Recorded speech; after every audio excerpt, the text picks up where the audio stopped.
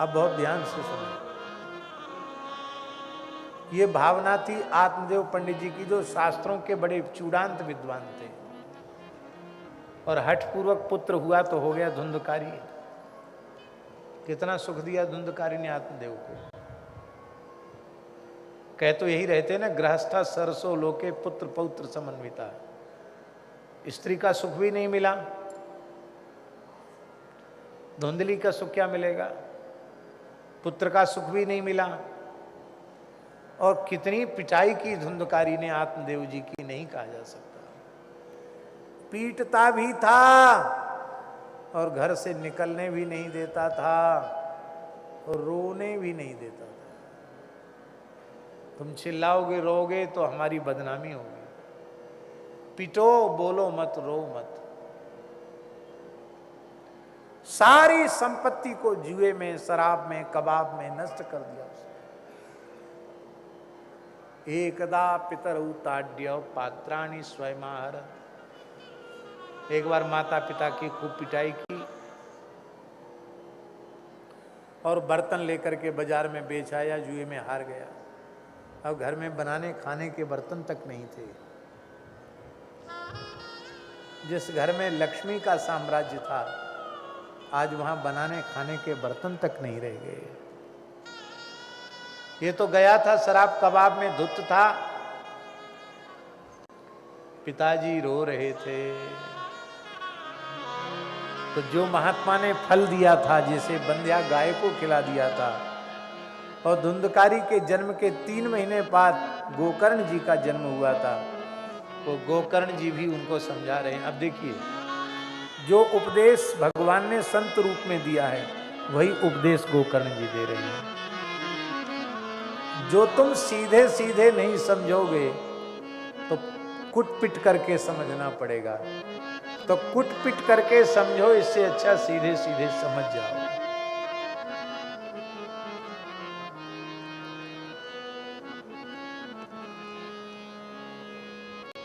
आपने नाम सुना है छत्रपति शिवाजी महाराज के गुरुदेव स्वामी श्री समर्थ रामदास जी महाराज। स्वामी श्री समर्थ रामदास जी महाराज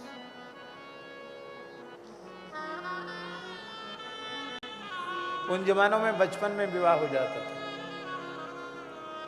15-16 वर्ष के थे, विवाह मंडप में बैठे थे और परंपरा तो पुरोहित ने कहा, बर मंगल सावधान। बोलते हैं कि नहीं? बर मंगल सावधान। एक बार सावधान बोला, दूसरी बार सावधान बोला, आप घबरा गए। बोले अभी तो ब्याह हुआ ही नहीं, मंडप के नीचे आए हैं खाली, अभी से सावधान सावधान किया जा रहा है। और सावधानी हटी कि दुर्घटना घटी। बस तीसरी बार सावधान बोला जैसे ही पुरोहित ने, बर मंगल सावधान, एक ओंकार की मंडप से उछल के भाग गए। अंधेरा था, को खोजना मुश्किल हो गया, भीमा नदी में कूद गए। बहुत खोजने पर भी मिले नहीं। और फिर वहां जाकर एक गुफा में, कंदरा में 12 वर्ष तक केवल विजय मंत्र का जप किया। से मां अंधी हो चुकी थी। आपने अपनी उंगलियों से मां के नेत्रों का स्पर्श किया, माता के नई नेत्र ज्योति आ गई। कहा, मां मैं तुम्हारा पुत्र, तुमको बहुत कष्ट दिया, पर मैं तुमको प्रणाम करने आया हूं। मां ने अपनी गोद से धकेल दिया। बोले मैं तो सोचती थी तू भक्त बन के आएगा, पर तू तो जादूगर बन के आ गया। चमत्कार दिखाता है। भजन का प्रयोग चमत्कारों में कर रहा है। तब से समर्थ स्वामी जी ने निश्चय कर दिया, ऐसी उनकी मां थी।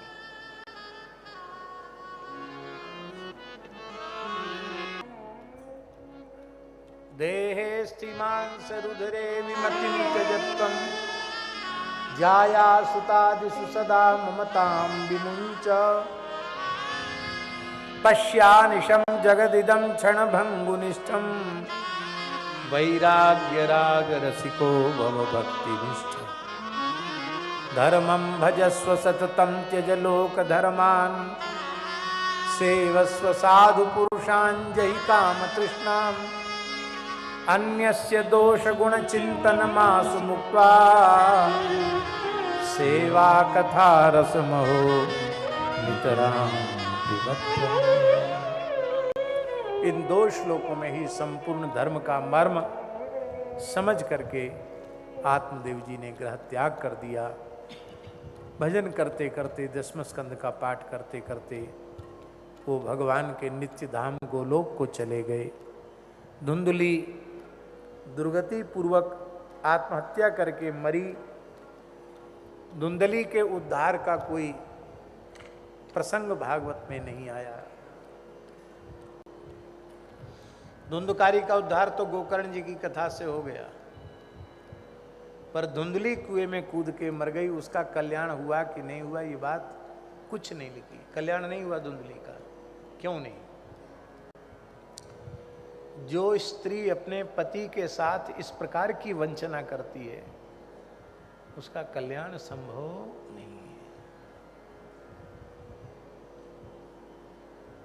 आत्मदेव जी ने फल दिया था, श्रद्धा पूर्वक ले लेती, खा लेती तो उसकी कोख सफल हो जाती, गोकर्ण जैसे पुत्र उत्पन्न होते। लेकिन अपने पति को धोखे में रखा, पति से झूठा व्यवहार किया, इसलिए उसको दुर्गति भोगनी पड़ी। बहुत विनम्र प्रार्थना है, लोग समझें न समझें, माताओं के लिए पातिव्रत धर्म से बड़ा कोई धर्म नहीं और पातिव्रत से बड़ा कोई व्रत नहीं।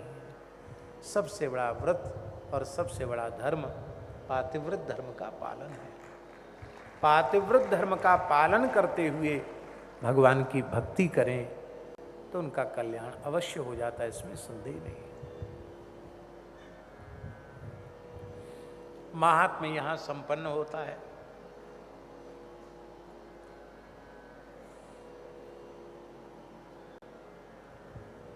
प्रथम स्कंध में पहले मंगलाचरण की चर्चा है।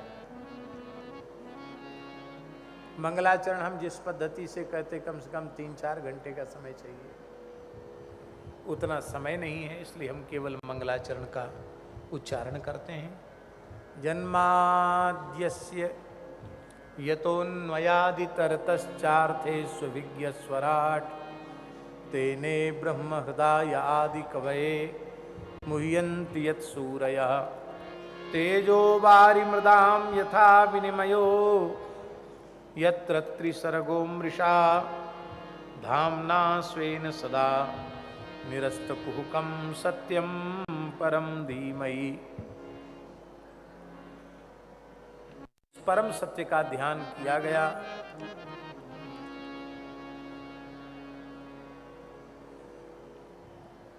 दूसरे श्लोक में मंगलाचरण के अनुबंध चतुष्टय का निरूपण है। धर्मः प्रोज्झत कैतवोत्र परमो निर्मत्सराणां सताम् वेद्यं वे वास्तवमत्र वस्तु शिवदं तापत्रयोन्मूलनम्। श्रीमद्भागवते महामुनिकृते किं वा परैरीश्वरः सद्यो हृद्यवरुध्यते त्रिकृतिभिः शुश्रूषुभिस्तत्क्षणात्। फिर भागवत की फल रूपता का अपूर्वता का वर्णन है। निगम कल्पतरोर गलितम फलम सुखमुखादमृतद्रव संयुतम पिबत भागवतम रसमालयम मुहुरहो रसिका वही भावुका। इसके बाद नारायण नमस्कृत्य कह के मंगलाचरण करके सूत जी ने नैमिषारण्य में विराजमान 88,000 ऋषियों को श्रीमद् भागवत की दिव्य कथा श्रवण कराना आरंभ किया है। सौनकादि ऋषियों ने पूछा, भगवान जीवों का परम कल्याण अत्यंत सहजता सरलता पूर्वक कैसे हो सकता है, वह साधन आप बताइए जिस साधन का स्वयं आपने निश्चय किया होगा।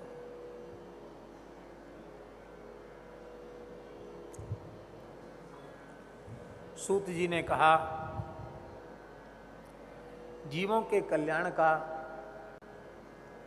श्रीमद् भागवत की कथा श्रवण से बढ़कर के कोई साधन नहीं है। अत्यंत सहज, सरल, श्रेष्ठ साधन है। महाराज, ये श्रीमद् भागवत कैसे प्रकट हुआ, कहाँ प्रकट हुआ, किसकी प्रेरणा से प्रकट हुआ, व्यास जी ने भागवत का प्रणयन ही क्यों किया, ये सब आप कृपा करके बताइए। शुकदेव जी का जन्म कैसे हुआ, परीक्षित ने सब कुछ त्याग कर कथा सुनने का निश्चय कैसे किया।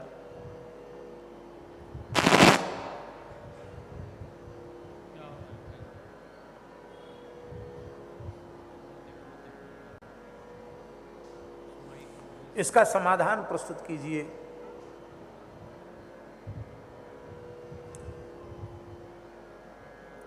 श्री व्यास जी महाराज अपने कृतित्व से संतुष्ट नहीं थे। महाभारत जैसे दिव्य ग्रंथ की रचना करने के बाद 17 पुराणों की रचना करने के बाद भी व्यास जी प्रसन्न नहीं थे, संतुष्ट नहीं थे। तब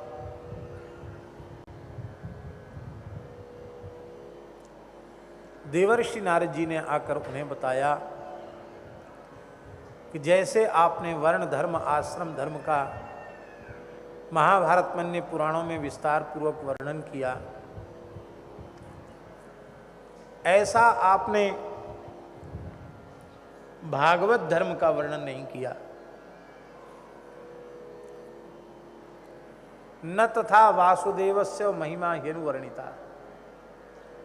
विशुद्ध भगवत भक्ति का महात्म्य, भागवत धर्म का महात्म्य, उसका वर्णन कीजिए, क्योंकि बिना भागवत धर्म के आश्रय के जीव का कल्याण संभव नहीं है। देखो, मैं पहले उपवर्ण नाम का गंधर्व था, ब्रह्मलोक तक की कथा कीर्तन के लिए मेरी गति थी, पर हृदय में भक्ति शून्य होने के कारण, भक्ति से रहित होने के कारण मेरा मन वासना से मुक्त नहीं था। ब्रह्मलोक की दिव्य अप्सराओं के सौंदर्य ने मुझे आकृष्ट किया। गा तो रहा था भगवान का चरित्र, पर अपने हाव भाव कटाक्ष से ब्रह्मलोक की अप्सराओं की अपनी ओर आकृष्ट कर रहा था। मेरी इस कुचेष्टा को ऋषियों ने देखा और मुझे शाप दे दिया कि तू दासी पुत्र होकर के धरती पर जन्म ले। मुझे कहाँ ब्रह्मलोक में था उपवरण गंधर्व के रूप में, कहाँ दासी पुत्र नारद के रूप में मुझे जन्म लेना पड़ा। इससे एक बात प्रमाणित हो गई कि भगवान की कथा कहने वाले को बहुत अधिक सावधान रहने की आवश्यकता है।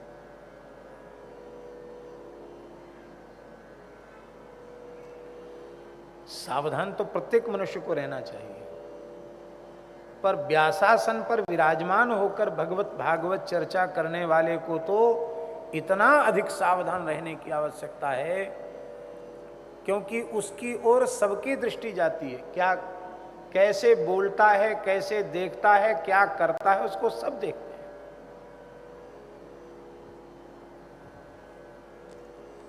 हम ये जानते हैं कि शुकदेव जी के जैसे ब्रह्मज्ञानी हम नहीं हो सकते, शुकदेव जी के जैसे निर्विकार हम नहीं हो सकते, हम जानते हैं। पर क्या यह नहीं विचार कर सकते हैं कि जिस आसन पर भगवान ने हमको बिठाया है, ये आचार्य महामुनिंद्र परमहंस चक्र चूड़ामणि भगवान श्री शुकदेव जी का आसन है।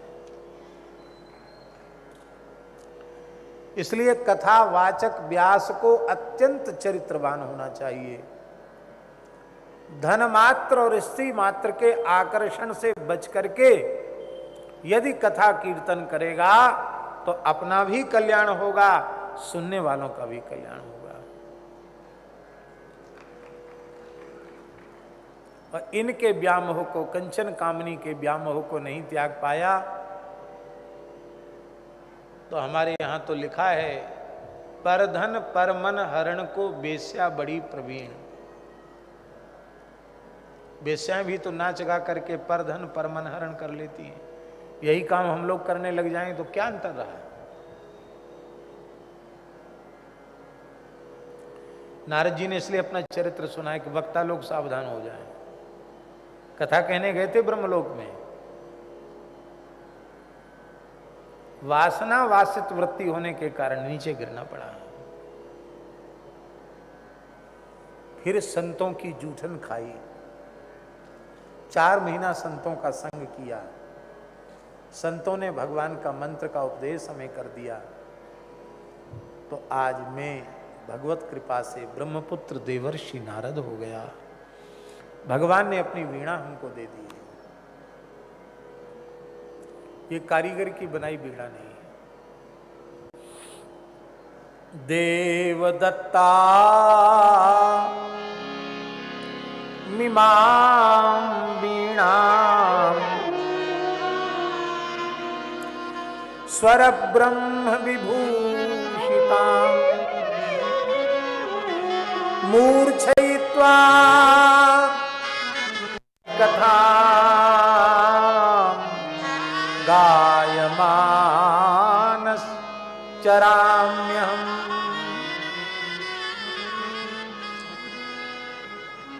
ये भगवान के द्वारा दी गई वीणा को, जो स्वर ब्रह्म से विभूषित है। ये स्वर ब्रह्म क्या है? कथा कीर्तन ही स्वर ब्रह्म है, उससे विभूषित है। अर्थात इस वीणा पर लोकगीत नहीं गाए जाते हैं।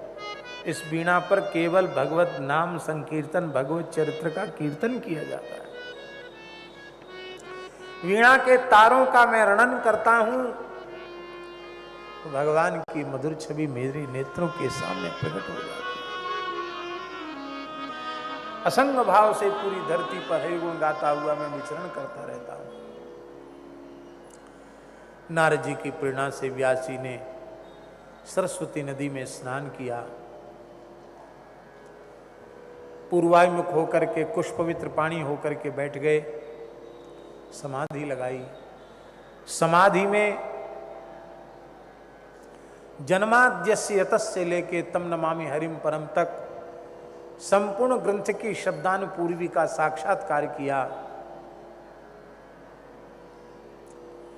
और फिर उसे लिपिबद्ध कर लिया भागवत के रूप में। अब इसको पढ़ाएं किसको? सूत जी को पढ़ा सकते थे, लेकिन नहीं, ये तो परमहंसों की संहिता है। किसी आत्माराम आप्त काम पूर्ण काम परम निष्काम किसी परमहंस महात्मा को ही प्रदान करना चाहिए। और ये योग्यता तो केवल श्री सुखदेव जी की है। भागवत के श्लोकों के श्रवण से आकृष्ट होकर सुखदेव जी व्यास जी के निकट पधारे। व्यास जी ने उन्हें संपूर्ण श्रीमद् भागवत का बोध प्रदान किया। भगवान के गुण ही ऐसे हैं। आत्मा रामास मुनयो निर्ग्रंथा प्युरुक्रमे कुर्वन्त्य हेतुकीम भक्तिम इत्थम भूत गुणो हरि। भगवान के गुण ही ऐसे हैं।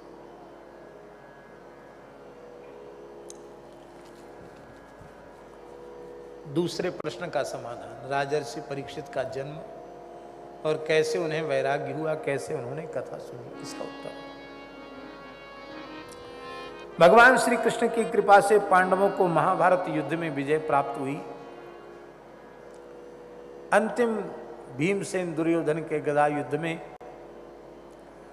भीमसेन की प्रचंड गदा से दुर्योधन की जंघा विदीर्ण हो गई। रक्त का वमन करता हुआ चील गीध सियार कुत्ते से घिरा हुआ दुर्योधन रणभूमि में पड़ा हुआ था। कृतवर्मा, कृपाचार्य, अश्वत्थामा, ये 3 अतिरथी वीर कौरव सेना में बच गए थे। दुर्योधन के पास आए। अश्वत्थामा ने कहा, महाराज, कहाँ आप याचकों से घिरे रहते थे, आज सियार, कुत्ते, कीद, चील, मांसाहारी पक्षी और पशुओं से आप घिरे हुए हैं। आपने यदि मुझे सेनापति बनाया होता तो मैं अपने पिता की मृत्यु का बदला पांडवों से ले लेता। पर आपने भीष्म पर भरोसा किया, कर्ण पर भरोसा किया, द्रोणाचार्य पर भरोसा किया, मेरे ऊपर भरोसा नहीं किया। आज भी मैं शक्ति रखता हूं, इस धरती को पांडवों से विहीन कर सकता हूं। दुर्योधन ने अपने रक्त से ही अश्वत्थामा का तिलक कर दिया कि मैं तुम्हें सेनापति के रूप में तुम्हारा तिलक करता हूं, सेना बटोरो, पांडवों से युद्ध करो। यदि मैं जीवित रह गया तो तुम्हें आधा राज्य दे दूंगा, तो यदि मेरी मृत्यु हो गई तो संपूर्ण भूमंडल का राज्य भी तुमको ही। माने तुम्हारा केवल सेनापति का तिलक नहीं, तुमको चक्रवर्ती सम्राट का तिलक किया जा रहा है। ब्राह्मण के मन में, साधु के मन में लोभ आएगा तो कोई न कोई भयंकर अनर्थकारी घटना घट जाएगी। इस लोभ की वृत्ति ने ऋषिपुत्र अश्वत्थामा को नीचे गिरा दिया और अश्वत्थामा ने सोते हुए पांडवों के शिविर पर हमला कर दिया। द्रौपदी के 5 पुत्रों की सोते हुई पुत्रों की हत्या कर दी। 5 का मस्तक लेकर दुर्योधन के पास पहुंचा, बोले भीमसेन का मस्तक लाओ। भीमसेन के पुत्र का मस्तक दिया गया, बड़ा विशाल था। क्रोध में भरे दुर्योधन ने उसको हथेली से कस के दबाया, माथा फूट गया, रोने लगा दुर्योधन। जिस भीमसेन के मस्तक पर मेरी प्रचंड गदा के गिरने से चिंगारी उठ जाती थी पर रोया तक नहीं झड़ता था, ये तो उसके पुत्र का मस्तक है। तूने हमारा वंश तो नष्ट हो ही गया, पांडवों का भी वंश नष्ट हो गया, कुरुकुल का तो दिया बुझा दिया। सुख दुख के बीच में उसकी मृत्यु हो गई। द्रौपदी कुरुरी की तरह विलाप कर रही थी। भगवान श्री कृष्ण अर्जुन ने अश्वत्थामा का पीछा किया। अश्वत्थामा ने ब्रह्मास्त्र का प्रयोग किया। भगवान की आज्ञा से अर्जुन ने भी ब्रह्मास्त्र का प्रयोग किया और भगवान की आज्ञा से, गुरु भक्ति के बल से दोनों ब्रह्मास्त्रों को वापस कर लिया। अश्वत्थामा को बांध करके द्रौपदी के चरणों में उपस्थित किया। द्रौपदी के हृदय में करुणा जागृत हो गई। द्रौपदी ने कहा, मुच्यता मुच्यता मेषव ब्राह्मणों नितरां गुरु।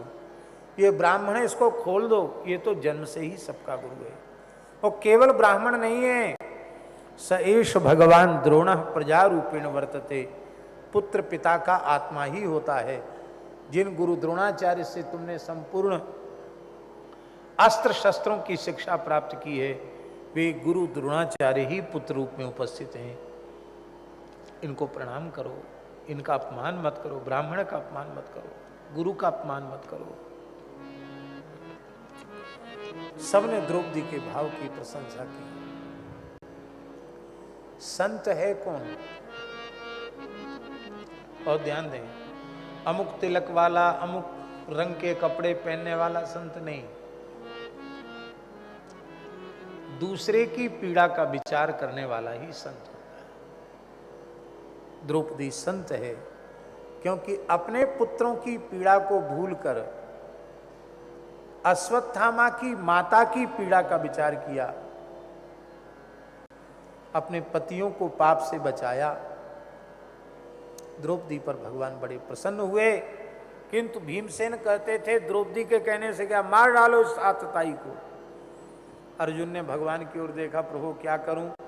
भगवान बोले, ब्रह्म बंधुर्न हंतव्य आतताई बधारणा। धर्म भ्रष्ट ब्राह्मण का भी वध नहीं करना चाहिए और आतताई को छोड़ना नहीं चाहिए। दोनों व्यवस्थाएं मेरी बनाई हुई हैं, जो सही हो वही करो। ब्राह्मण का तिरस्कार ही उसका वध है। बहुत ध्यान से सुने एक बात, अश्वत्थामा वस्तुतः आतताई नहीं था। अश्वत्थामा जी आज भी विराजमान है, चिरजीवी है, पर दुर्योधन के कुसंग में पड़ने से बुद्धि मारी गई, इसलिए उसको मृत्युदंड नहीं मिलना चाहिए। पर उत्तम कुल पुलस्त कर न्याति शिव विरंच पूजे बहुभांति। रावण जैसा वेदज्ञ हो पर सदाचार से विहीन हो और सुधरने का कोई नाम निशान ही जीवन में न हो, तो ऐसे कुल खानदान के सहित रावण का संहार राम जी ने किया। राम जी को कोई दोष नहीं लगा।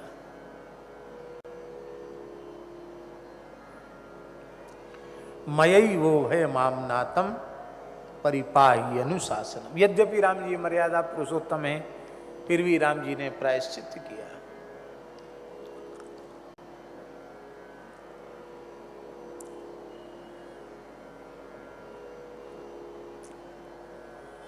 अश्वत्थामा ने पुनः उत्तरा के घर पर ब्रह्मास्त्र का प्रयोग किया। उत्तरा ने भगवान की शरणागति ग्रहण की और भगवान ने उत्तरा के गर्भ में प्रवेश करके गर्भगत परीक्षित की रक्षा की।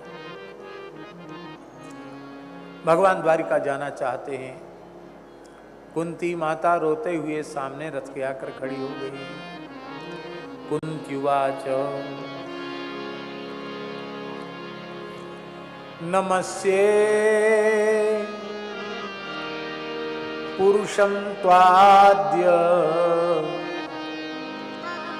मीश्वरं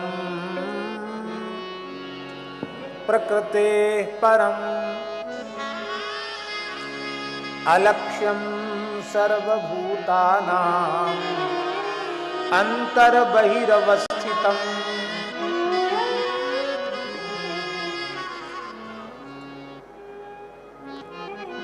कृष्णाय वासुदेवाय देवकी नंदनाय च नंद गोप कुमाराय गोविंदाय नमो नमः। बड़ी सुंदर कुंती माता की स्तुति है। हमसे कोई कहे कि कुंती स्तुति बढ़िया से सुनाइए, तो फिर एक सप्ताह में केवल कुंती स्तुति भी सुननी होगी। एक सप्ताह में केवल कुंती स्तुति। अद्भुत प्रसंग है कुंती। भगवान ने कहा बुआ जी इतना क्यों रो रही हो, क्या चाहिए मांगो। हमारे पूज्य गुरुदेव भक्तमाली जी कहते थे जब भगवान ने कुंती को मांगने के लिए कहा तो देवता थरथर कांपने लगे, क्योंकि कुंती ने जब से होश संभाला है तब से कष्ट ही कष्ट भोगा है, दुख ही दुख भोगा है। कहीं ऐसा न हो कि धरती के दुखों से अत्यंत उद्विग्न होकर पीड़ित होकर कुंती अपने पुत्रों के लिए कहीं स्वर्ग न मांग ले, स्वर्ग का साम्राज्य न मांग ले। पर धन्य है कुंती ने जो वर मांगा वो आज तक किसी ने नहीं मांगा। विपदा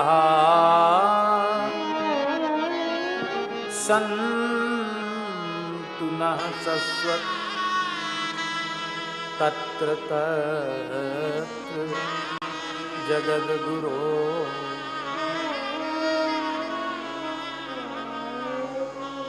भवतो दर्शनं यत्स्याद पुनर्भव दर्शनम्।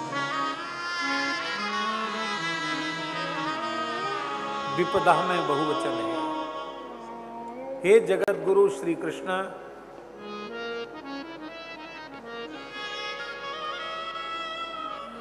अनंत असंख्य विपत्तियों के पहाड़ मेरे ऊपर टूट टूट कर गिरते रहे, मैं सदा सर्वदा विपत्तियों के बोझ से दबी रहूं। भगवान ने कहा क्या बोल रही हो बुआ जी, कहीं ऐसा तो नहीं है कि बोलना चाहती हो संपत्ति, धोखे से मुंह से निकल गया हो विपत्ति, तो अभी भी सुधार संभव है। खूब सोच विचार कर मांग रही हूं, आप हमें संपत्ति न दें, आप हमें विपत्ति दें।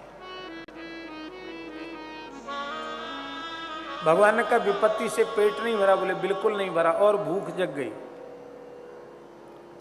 ये विपत्तियां आपका दर्शन कराने वाली हैं, और आपका दर्शन अपुनर्भव दर्शनम, आपका दर्शन जन्म मृत्यु के चक्र से छुड़ाने वाला है।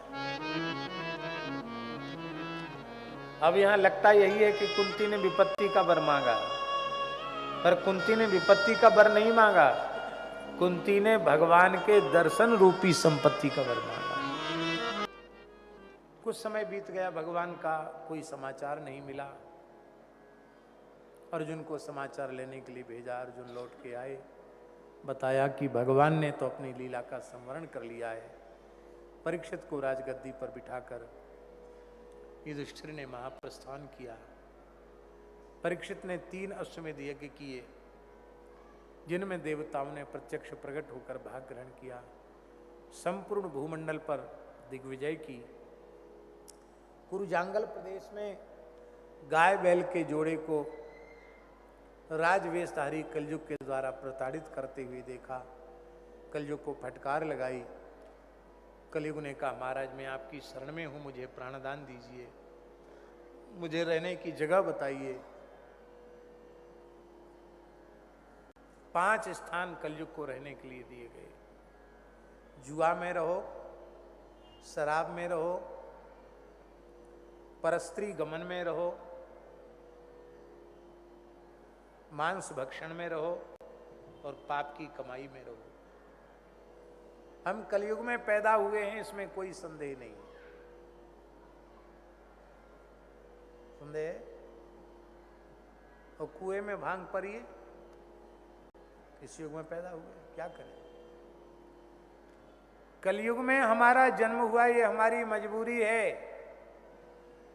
पर कलयुग में जन्म लेकर भी हम सतयुग में जी सकते हैं, ऐसी सामर्थ्य भगवान ने हमें प्रदान की है। आप कलयुग में पैदा होकर सतयुग में जी सकते हैं। जिस व्यक्ति के जीवन में 5 बुराइयां नहीं है, वो कलयुग में उत्पन्न होकर भी सतयुगी है। उसके भजन साधन में कहीं कोई बाधा नहीं। जो कभी जुआ नहीं खेलता, जो कभी शराब नहीं पीता, जो कभी परस्त्री गमन नहीं करता, जो कभी मांस भक्षण नहीं करता, और जो कभी बेईमानी की कमाई नहीं खाता, ऐसे व्यक्ति कलयुग में पैदा होकर भी सतयुग में है। ऐसे लोगों के लिए कलयुग खराब नहीं। खूब भजन करो, आपका जल्दी काम बनेगा। ये तो ज्यादा समस्या दंभी पाखंडियों के लिए, जिनके जीवन में शुचिता नहीं है, उनके लिए है समस्या। एक दिन परीक्षित शिकार खेलने चले गए। एक ऋषि का, शमीक नामक ऋषि का तिरस्कार हो गया। उनके कंठ में मरे हुए सांप को लपेट दिया। पानी, प्यास से व्याकुल थे, पानी मांगा, पानी नहीं दिया तो ये महात्मा झूठ मूठ की समाधि लगा के बैठा है। ऐसा विचार क्यों? कलयुग के प्रभाव के कारण आया। क्यों कलयुग का प्रभाव आया? क्योंकि जरासंध का मुकुट इन्होंने आज धारण कर लिया था, जो भीमसेन ने विजय चिन्ह के रूप में जरासंध को मारकर प्राप्त किया था। अधर्म की कमाई सिर पर आते ही कलयुग को अवसर मिल गया, और परीक्षित जहां नहीं जाना चाहिए था वहां चले गए, और जो नहीं होना चाहिए था उनके हाथ से हो गया। तुलसी जस भवितव्यता तैसी मिले सहाय, आप न आवे ताही पे ताही तहां ले जाए। बालक श्रृंगी ने श्राप दे दिया, जो भी केवल 7 वर्ष का था। कौशिकी नदी का जल हाथ में लेकर कहा, जिस लंघित मर्यादा क्षत्रिय ने अपनी मर्यादा का अतिक्रमण किया है, उस क्षत्रियाधम को तक्षक नाग आज से 7वें दिन डस लेगा। धं क्षतिस्म कुलांगारम तक्षकः सप्तमे हनि, 7वें दिन तक्षक डस लेगा।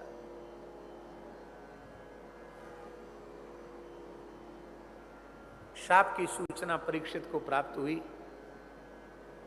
जन्मेजय को सिंहासन पर बिठाकर परीक्षित सब कुछ त्याग कर सुखतीर्थ सुखवट में आ गए। संपूर्ण भूमंडल के ऋषि मुनि महात्मा वहां आ गए, क्योंकि सुखदेव जी की वाणी का लाभ सबको लेना है। सुखदेव जी प्रकट हो गए। बोलो सुखदेव जी महाराज की।